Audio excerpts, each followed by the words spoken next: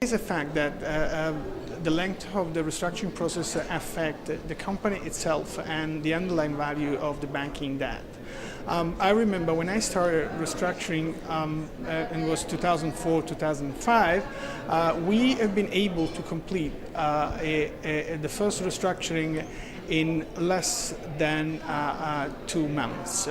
I mean, these days, a similar restructuring process probably takes, 3 times that. It is inevitable that this will affect the company, will affect actually the chance the company has to restructure itself and to rebalance the financing exposure. Actually, there is also a problem because sometimes the restructuring plan are prepared very early during the process and generally not adjourned when the process is finished. So if the gap is so long, you have 6, 8, 9 months of gap in which the plan is supposed to be on rather than the company is negotiating the restructuring. So nothing is done under the plan, and when the company starts actually to implement the plan is 9 months late. So this obviously is a problem, and it's also a problem on the credibility of the restructuring plan. Part of the problem is with the companies that generally are not well equipped to fronting and to facing that problem in a short time. The other problem is with length negotiation with the banks and other stakeholders.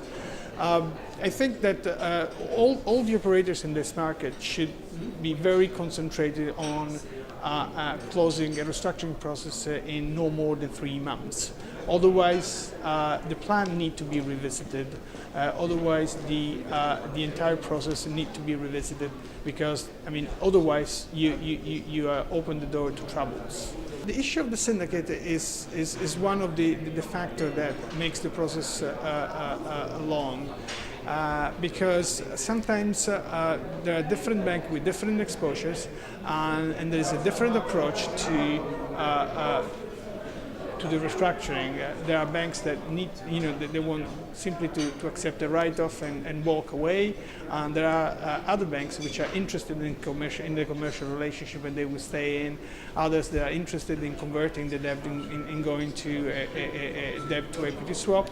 One solution which has been adopted, and I have adopted several times, is a sort of construing class of banks doing different solutions, and this generally address. Obviously, you need to amend